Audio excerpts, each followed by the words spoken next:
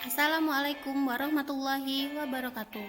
Baiklah, hari ini kita akan belajar tentang fisika inti atom dan radioaktivitas. Saya Anita Ekawati, guru SMA Negeri 4 Lahat, Provinsi Sumatera Selatan. Silakan membaca doa terlebih dahulu sebelum belajar agar berkah ilmu yang kita pelajari. Kompetensi dasar 3.10 menganalisis karakteristik inti atom, radioaktivitas, pemanfaatan dampak, dan proteksinya dalam kehidupan sehari-hari. Tujuan pembelajarannya, dengan mempelajari materi ini diharapkan siswa mampu yang pertama mengakui kebesaran Tuhan melalui fenomena radioaktivitas, yang kedua mendeskripsikan inti atom, 3. Menjelaskan dan memformulasikan gejala-gejala radioaktivitas, 4. Mendeskripsikan reaksi nuklir, yang kelima menjelaskan pemanfaatan radioisotop dalam kehidupan sehari-hari di berbagai bidang. Materi pokok yang akan kita pelajari di sini yaitu yang pertama inti atom, yang kedua reaksi nuklir, 3. radioaktivitas, 4. manfaat radioisotop. Yang pertama kita akan bahas tentang inti atom. Struktur atom. Kalian harus ingat lagi ya. Nah, ini X itu adalah lambang atom. Sementara A adalah nomor massa. Z adalah nomor atom. Nomor atom Z menyatakan jumlah proton sama dengan jumlah elektron. Nomor massa A menyatakan jumlah proton ditambah jumlah neutron. Jumlah neutron sama dengan A min Z atau nomor massa dikurangi dengan nomor atom. Ini adalah elektron, merupakan partikel bermuatan negatif, ditemukan oleh J.J. Thomson. Muatannya sama dengan minus 1,6 kali 10 pangkat min 19 kolom. Masanya 9,1 kali 10 pangkat min 31 kg. Berikutnya proton, merupakan partikel bermuatan positif penyusun inti atom, ditemukan oleh Eugene Goldstein. Muatannya plus 1,6 kali 10 pangkat min 19 kolom. Masanya sama dengan 1,67 kali 10 pangkat minus 27 kg. Berikutnya adalah neutron, merupakan partikel netral penyusun inti atom, ditemukan oleh J. Cartwright. Masanya 1,67 kali. Isotop, isobar, dan isoton. Isotop merupakan salah satu dari dua atau lebih jenis atom suatu unsur yang mempunyai nomor atom yang sama, tetapi berbeda nomor massanya. Isobar adalah atom-atom dari unsur yang berbeda tetapi mempunyai nomor massa yang sama. Isoton adalah atom-atom dari unsur yang berbeda tetapi mempunyai jumlah neutron yang sama. Manakah di antara atom-atom berikut yang termasuk ke dalam isotop, isobar, dan isoton? Silakan tulis di buku tulis kalian. Defek massa, delta M. Ini adalah simbol dari defek massa. Sama dengan Z ini adalah simbol dari nomor atom. Jadi nomor atom dikali massa proton ditambah nomor massa dikurangi nomor atom dikali massa neutron dikurangi massa inti. Defek massa menentukan besarnya energi ikat inti. Dalam fisika nuklir, yang dimaksud dengan energi ikat inti adalah energi total yang dibutuhkan untuk memisahkan proton-proton dan neutron-neutron yang menyusun inti atom. Dan besarnya energi ini sama dengan energi yang dilepas ketika partikel-partikel tersebut bersatu membentuk sebuah inti. Secara teoritis, terikatnya proton dengan proton, proton dengan neutron, dan neutron dengan neutron dalam inti atom diyakini karena adanya gaya inti pada partikel-partikel tersebut yang cenderung mempertahankannya dalam inti, dan gaya inti ini lebih besar dari gaya tolak antara proton dengan proton. Formulasi energi ikat inti. E sama dengan delta M C kuadrat atau sama dengan 931,5 mega elektron volt. E adalah energi ikat, satuannya elektron volt atau joule. M adalah defect massa, satuannya SMA, satuan massa atom atau kilogram. C, kecepatan cahaya itu 3 kali 10 pangkat 8 meter per sekon. Ingat ya, 1 elektron volt sama dengan 1,6 kali 10 pangkat min 19 joule. Sekali lagi, 1 elektron sama dengan 1,6 kali 10 pangkat min 19 joule. Berikutnya radioaktivitas. Radioaktivitas adalah peristiwa hancurnya inti atom suatu unsur secara spontan dengan pemancaran partikel-partikel subatom yang disebut partikel alfa dan partikel beta atau radiasi elektromagnetik yang berupa sinar X dan sinar gamma. Perhatikan gambarnya.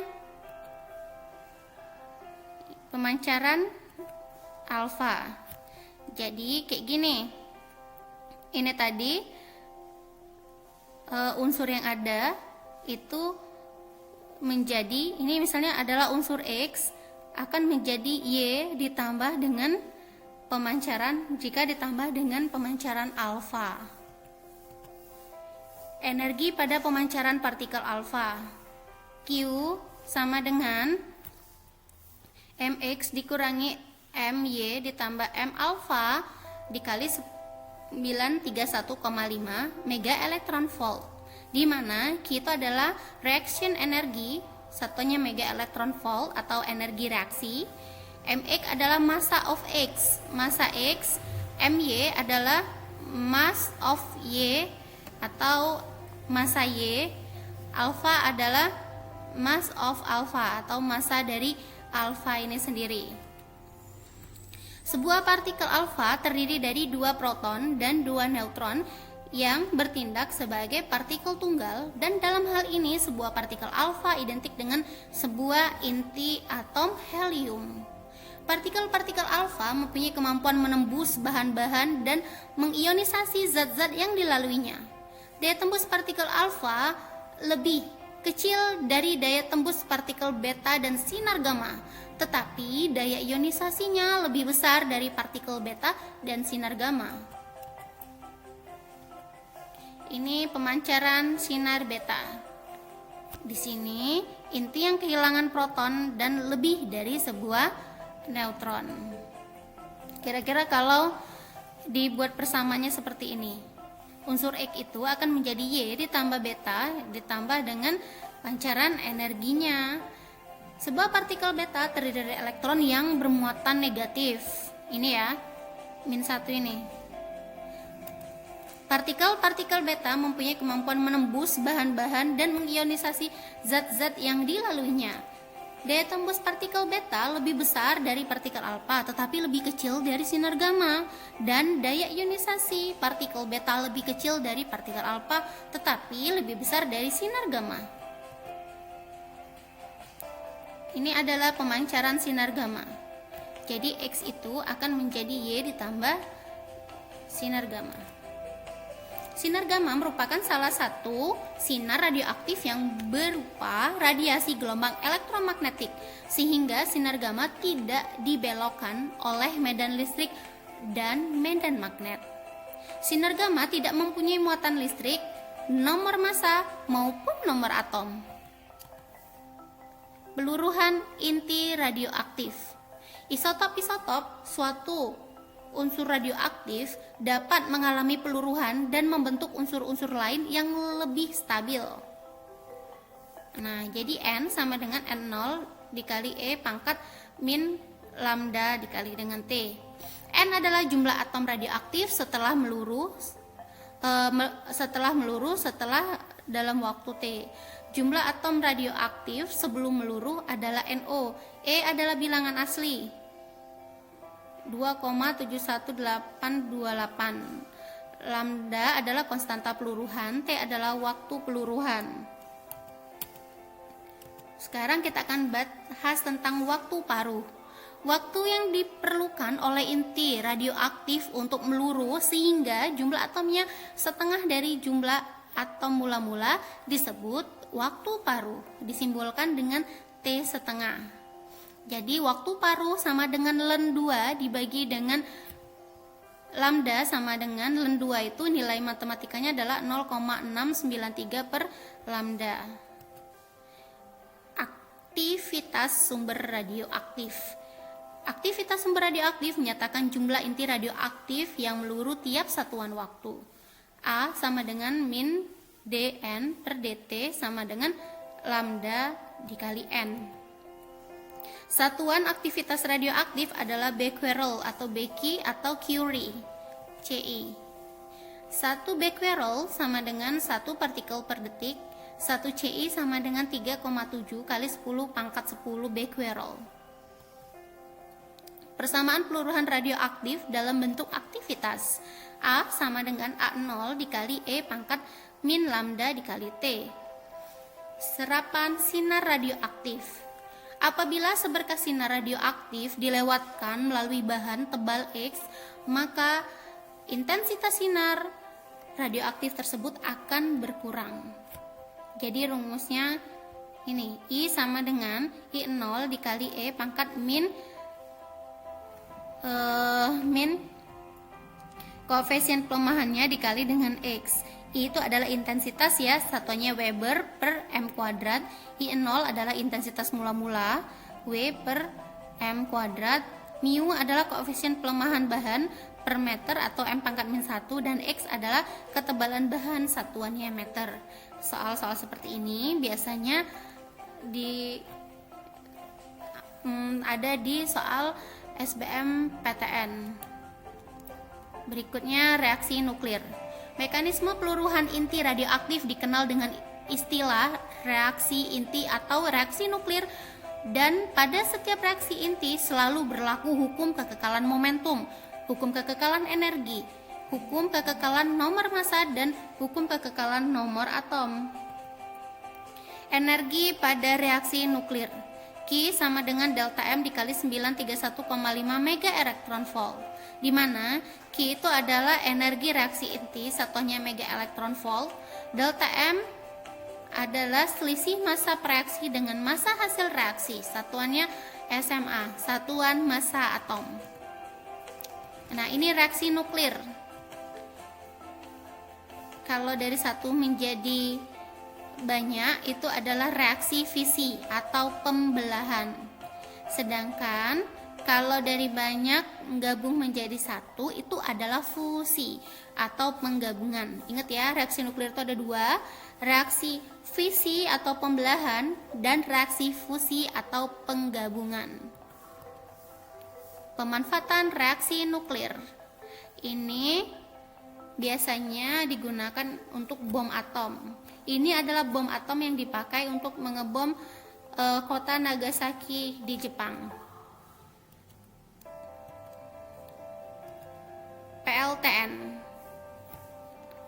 Sekarang coba kalian jelaskan cara kerja PLTN ini. Berikutnya, manfaat radioisotop. Radioisotop merupakan isotop radioaktif buatan. Radioisotop pertama kali dibuat oleh ahli fisika Prancis, Irene dan Frederic Joliot dengan Curie pada tahun 1933. Nah, manfaat radioisotop dalam bidang kedokteran, radioisotop kobal 60 digunakan untuk pengobatan kanker dan digunakan sebagai sumber radiasi gamma yang pada dosis tertentu dapat memusnahkan sel-sel kanker. Sedangkan iridium 131 digunakan untuk mempelajari cara kerja kelenjar gondok. Dalam bidang biologi, radioisotop digunakan untuk mempelajari beberapa proses dalam sel hidup dan mekanisme reaksi fotosintesis.